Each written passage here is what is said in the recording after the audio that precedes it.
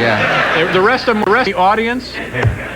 Gladys Knight in the Pip was ridiculous. Now, and I want to talk. could I have another scotch, please? Now, what were you going to say?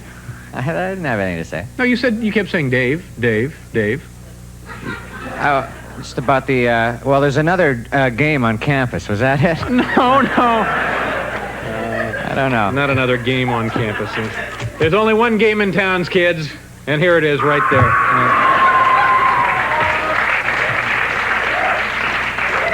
Are we ready to go? Let's get on with it, shall we? My first guest tonight was here a few months ago. They're so cheap, though. Think of another time they were so cheap. Just think about it, and we'll get to you later. My first guest tonight was here a few months ago demonstrating her unique ability to communicate with animals. One of the... Oh, God, Will, are you all right? Oh, jeez. There's noises coming out of the band tonight. One of the foremost animal analysts in the world. Please welcome Beatrice Lydecker.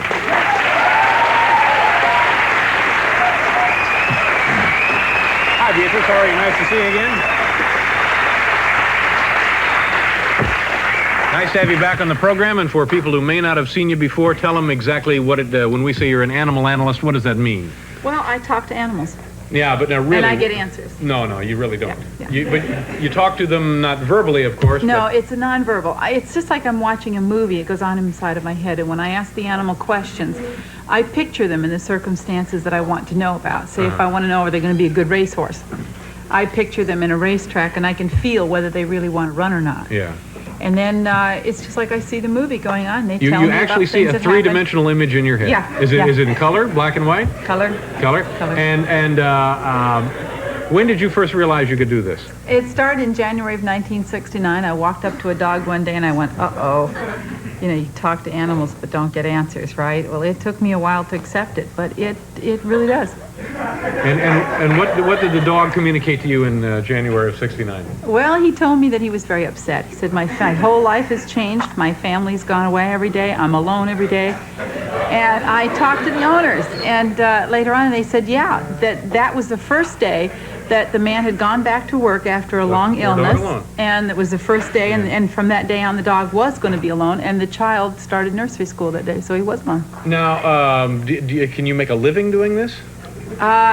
Well, I like to hope it is. But no, who would call you? Somebody says, I think there's something wrong with our... I was a Christmas present to Vic Tayback a couple of years ago. He wanted to know how his racehorses felt. Somebody paid for your services to go tell Vic Tayback about his horses? His wife did. Uh-huh.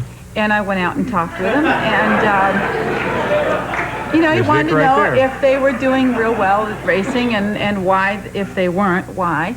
And I was very impressed with the man. He really loves his animals. He goes out to the racetrack in the morning, gives them carrots, and spends time with them before he goes to work. And how much time do you have to spend with the animals to get this information back? It depends. Now, I didn't get in here till just a couple of minutes before the show tonight, so I've gotten a few things off of the animals that we're going to work with. And what time did the animals come in? The animals were here. The animals have been here a long time waiting, but I got here at about 20 after 5, so... Well, you should have been here when the animals showed up. Yeah, I would like to, but you have to tell that to People's Express. Oh, you had trouble with the airline. Okay. Now, what did Vic Tayback's wife pay you for this service?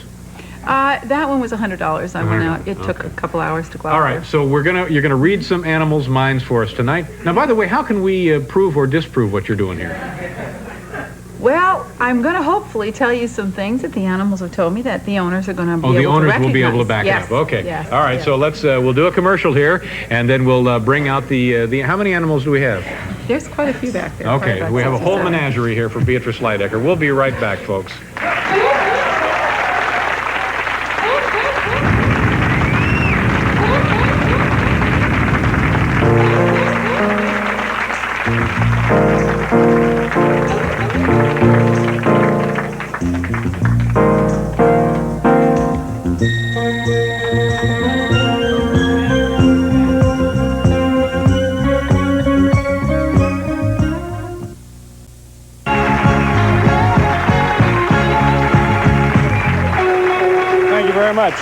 Welcome back to the show. This is Beatrice Lydecker, and you were right. We have a fistful of animals here, and again, you spent how much time with the animals? About an hour, half an hour? 1 minute with each. Oh, really? So you really didn't get a good shot at this, but did you learn some things from them? I hope so. Okay, and so we're going to start. We're going to bring the animals out with their owners. Sandy Levy, please. Sandy, come on out.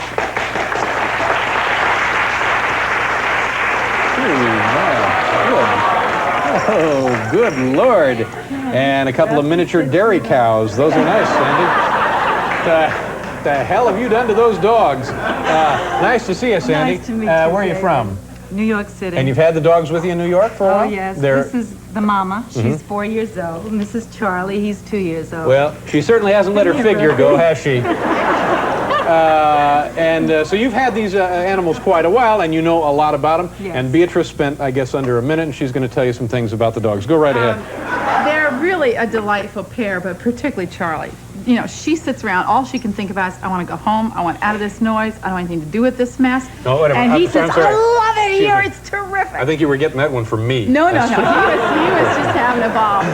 And he said that, and he complains, he said, I want to go meet every dog we come up against, and she won't let me have anything to do with these other dogs. It makes me mad. Yeah. He complains about it. She says, I don't care. And I said, where's your favorite place to go? He said, I love the park that's down by the river. We don't get to that one very often, but there's water down there, and I'm pretty sure it's a river. Oh, you are and that's incredible. his favorite. Oh, come and on. I understand.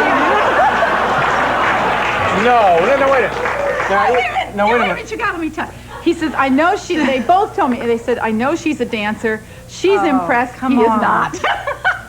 Okay, now, Someone told you. no, wait a that. minute, Sandy. Huh? Tell us how much of this... Yes. They showed me doing all these exercises and these bends Come that you on. were doing. I don't believe that. Yeah.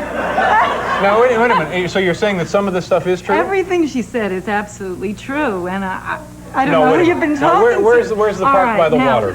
We live in the city, and there's no park, there's no water. However, we do go away on little vacations in the Poconos, and it's right on the lake. Yeah, but and do all the they dogs wanna say the do- Poconos? Do they? You're incredible. Really. I do dance. We don't get You do dance. I'm a school teacher in the New York City school system, and I also teach belly dance in Jack LaLanne Studios. And whenever I dance, Well, maybe you can come back this is sometime my and best Beatrice audience. can read your stomach. You're Okay, so now that's... so for your money, she's pretty close. She's terrific. Okay, nice meeting you, Sandy. Nice Thank you very meeting much. you. Take care of your dog.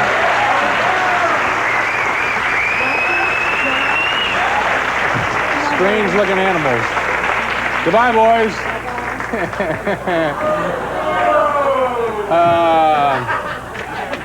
All right, so pretty good. You were pretty good there.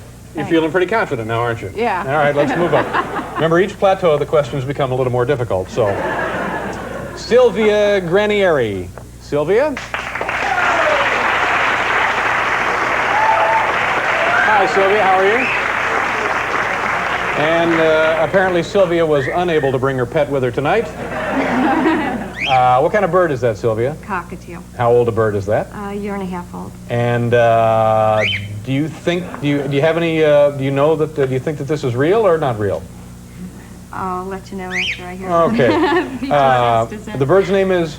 Shabu. Okay, go right ahead. Shabu didn't have too much to talk about because when I was here before, I had met Shabu and the black dog that it was with, and the dog talked more than the bird did, and the dog really likes the bird. The bird said, I like the dog, but I want to curl down in his fur and I want to sleep in the fur. But he says, I'm not allowed to do that very All much. birds will tell you that. And then the other thing he talked about is wants to go for rides in the car, but he wants the window open. He loves to feel wind in his face. The bird? Yeah. And he says, we went for one ride when I got to feel the wind, and we haven't done that again. Okay, we want to get everybody in. Let me interrupt you, Beatrice. Now, is there any truth to anything you've heard here? Anything ring a bell? If anything, the bird is more obsessed with the dog. The bird is constantly after the dog, and the dog, hangs in there with it, but he gets tired of it and chases the bird away with his nose sometimes. So you were saying And the he does opposite, sleep right? cuddled. He wants that to is sleep right. He cuddled does in the sleep hair. cuddled with the dog. Every night he does. Well, so there's something there. All right. Right. Close enough? Yes. Okay. Thank you very much. Okay, Thanks for bringing your thank bird in, Sylvia. All right. Jim Audubon. Jim, come on out, sir. Where is Jim? Hi, Jim. How are you? Nice to see you.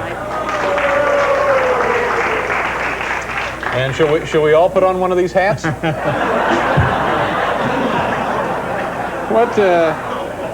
Jim, what are these animals? These are ferrets or polecats. Now, are these actually your pets, or? Yes, they are. Do they make good pets? Excellent pets. All right. Very Oh, tame. Lord, do they smell. No, they Good don't. heavens. You smell.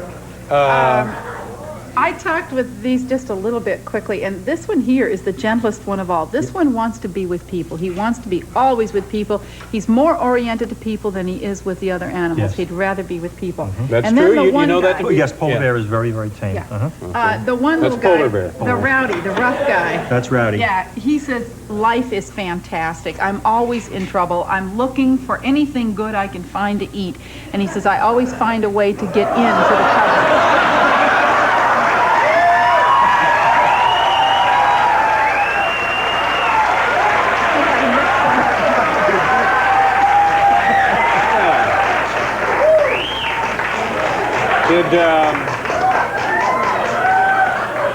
Did Rowdy tell you anything else? I think he was busy talking about something else. Well, They also talked about the one place they love to go, and it's very Rowdy again. flat, walls around it, and there's tunnels in it.